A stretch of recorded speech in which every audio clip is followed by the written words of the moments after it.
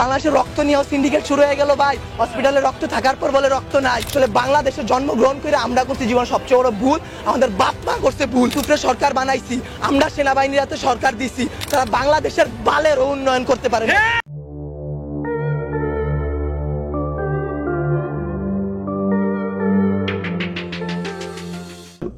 তো আপনারা জানেন মাত্র 2 দিন আগে এই মাইলস্টোন স্কুল অ্যান্ড কলেজে যে বিভৎস ঘটনা ঘটলো, এখন এই মুহূর্তে যখন আমি ভিডিওটা করছি তো সেখানে আগুনে পুড়ে মারা গেছে প্রায় 40 থেকে 50 জন শিশু, 40 থেকে 50টি শিশু মারা গেছে এই পর্যন্ত আমি যখন ভিডিও করছি। এবং অনেকেই মানে লাইফ থ্রেটেনিং সিচুয়েশনে রয়েছে বিভিন্ন হসপিটাল। এর ভিতরে ঢাকার যে বার্ন অ্যান্ড সার্জারি ঢাকাতে একটা রয়েছে না, বার্ন অ্যান্ড সার্জারি হসপিটাল, তো সেইখানে বেশিরভাগ এই অগ্নিদগ্ধ ছেলে মেয়েদেরকে ভর্তি করা হয়েছে, অ্যাডমিট করানো হয়েছে। তো এখন স্বাভাবিকভাবেই এই যারা কিনা আগুনে পুড়ে যায় তো তাদের তো দ্রুত চিকিৎসা করা খুব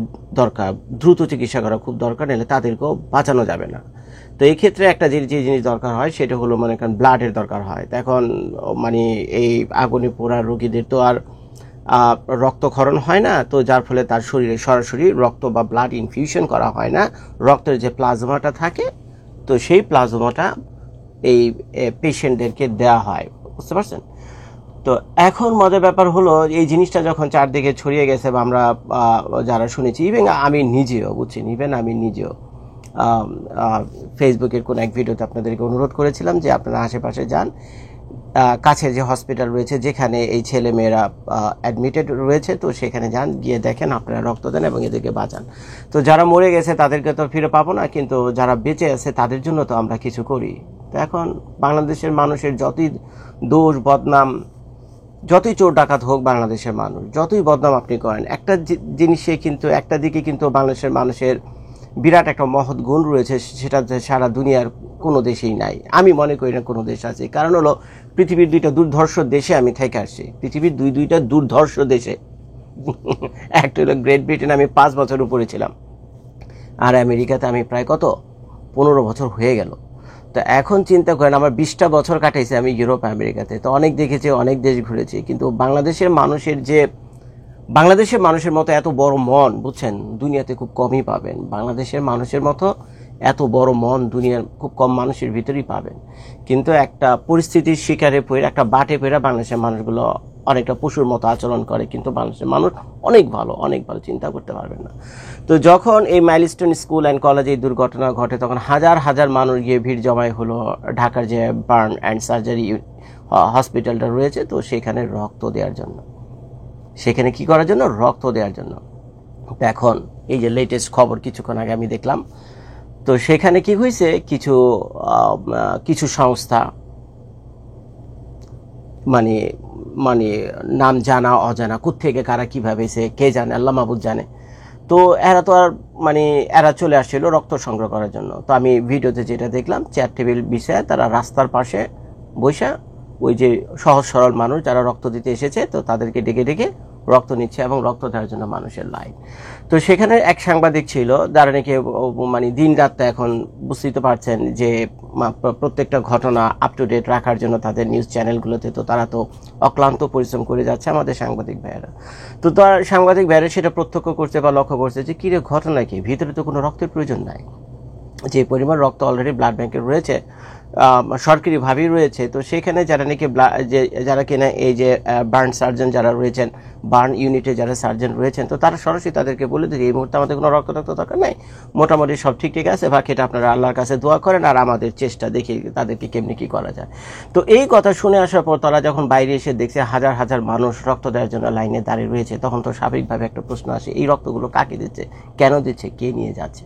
তো এইটা নিয়ে আমাদের সাংবাদিক ভাইদের মধ্যে একজন প্রশ্ন করছে, কি রে ভাই, আমি তো ভিতর থেকেই মাত্র আসলাম, সেখানে তো আমাকে বললো কোনো রক্তের প্রয়োজন নাই, তাহলে আপনারা রক্ত নিচ্ছেন, এই রক্ত কেন নিচ্ছেন, কোথায় যাচ্ছে, কেন নিচ্ছেন, এই রক্ত কোথায় যাচ্ছে? এই প্রশ্ন করার সাথে সাথে যারা ওই সংগঠক যারা ছিল রাস্তায় বসে বসে রক্ত নিতেছে, বুঝছেন, তো তারা কি করছে, তারা সেই সাংবাদিকের উপরে চড়া হয়েছে এবং সেই সাংবাদিকদের তারা মব তৈরি করে মারার জন্য, ওই যে বললেন না, ওই যে আমি ফেসিবাদ একটা গুজব তুলার, তারপরে মব সৃষ্টি করে মানুষকে হত্যা করা তো বাংলাদেশে এখন একটা ওয়ান্টেড ব্যাপার, আপনারা কম বেশি সেটা জানেন। তো সেই সাংবাদিক উপরে চড়াও হয়েছে। তো আশেপাশে যে সাংবাদিকরা আছে তারা সেখান থেকে বাঁচিয়ে নিয়েছে। এবং সেই কথা আশেপাশে যত লোক ডোনার যারা দাঁড়িয়েছিলেন রক্ত দেওয়ার জন্য, হাজার হাজার মানুষ দাঁড়িয়েছিলেন, তাদের মধ্যে এটা ছড়িয়ে পড়ে। তো স্বাভাবিকভাবেই তারাও মারমুখী হয়ে পড়ে। তো এখন এটা নিয়ে একটা বিভৎস অবস্থা, বার্ন ইউনিটের সামনে এটা নিয়ে একটা বিভৎস অবস্থা। তো এখন আপনারা খেয়াল করেন, কি বলি আর কি, কষ্টের কথা কি বলবো বলেন, কষ্টের কথা কি বলবো, যেখানে আমাদের সমস্ত রাষ্ট্র, সারা বাংলাদেশ সহ সারা বিশ্বে, যেখানে বিশ্বের যে কোনা কাঞ্চিতে যেখানে একজন বাংলাদেশি রয়েছে বুঝছেন, তার চোখেও পানি। মাইলস্টোন স্কুলের এই ঘটনায় তার চোখেও পানি। বিশ্বের যেখানে থাক না কেন, যে বাংলাদেশি থাক না কেন, এত কষ্টের একটা ঘটনা ঘটেছে যে কোনোভাবেই মেনে নেওয়া যায় না, কোনোভাবেই মেনে নেওয়া যায় না। তখন ওই মুহূর্তে এই বাচ্চাগুলোর কি বলবো, এই বাচ্চাগুলোর ব্যবসা বানায়া, এই বাচ্চাগুলো দিয়ে একটা ব্যবসা তৈরি করে বুঝছেন, তারপরে এগুলো করে খাওয়া কতটা জঘন্য হতে পারে বলেন, কতটা জঘন্য হতে পারে। আমার আর ভাষায় প্রকাশ করা মানে এই ভিডিও করার জন্য আমার রুচি তো বাঁচতেছে বুঝছেন, এই ভিডিও করার জন্য আমার রুচি তো বাঁচতেছে যে এতগুলো শিশু মৃত্যু যন্ত্রণায় কাতরাইতেছে বুঝছেন, ছটফট করতেছে হসপিটালের বেডে, আর বহু পোলাপান তো মারাই গেছে। তাদের এই অবস্থাকে ব্যবসা বানাইয়া খাওয়া বুঝছেন কতটা নির্লজ্জ, কতটা পশুর মতো কাজ হইতে পারে। তো এই অঙ্গ সংগঠকগুলো আইসা কি করছে, রক্ত নেওয়া শুরু করে দিয়েছে। এখন চিন্তা করে দেখেন, এই মুহূর্ত পর্যন্ত যত হাজার হাজার মানুষ সেখানে গিয়ে রক্ত দিয়েছে, এক ব্যাগ রক্তের দাম যদি 5,000 টাকা হয়ে থাকে, আপনারা যারা বাংলাদেশে থাকেন কম বেশি জানেন যে বাংলাদেশে বিনা পয়সায় রক্ত পাওয়া যায় না। বাংলাদেশে বিনা পয়সায় রক্ত পাওয়া যায়।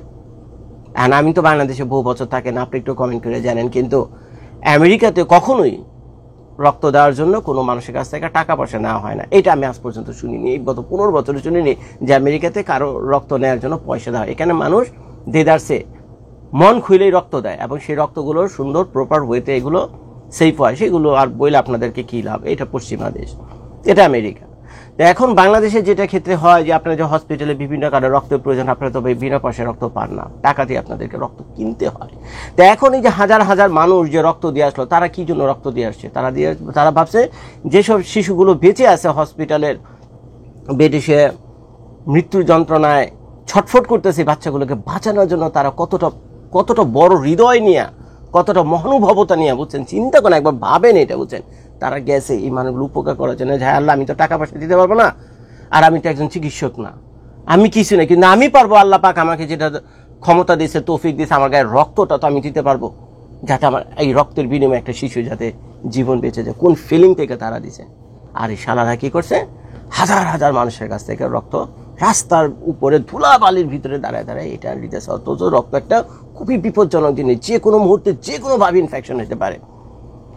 রক্তের ভিতরে যে কোনো সময় যে কোনো মুহূর্তে ইনফেকশন হতে পারে, এবং এই রক্তই আবার আরেকজনের জন্য মরণের কাল হয়ে দাঁড়াবে। যে একটা অস্বাস্থ্যকর অবস্থা আমি দেখলাম রাস্তার ফুটপাতে 4 টেবিল বিষয়ে রক্ত নিতেছে, এটা তো আমার একটা প্রশ্ন, এগুলো কি হইতেছে ভাই বাংলাদেশে?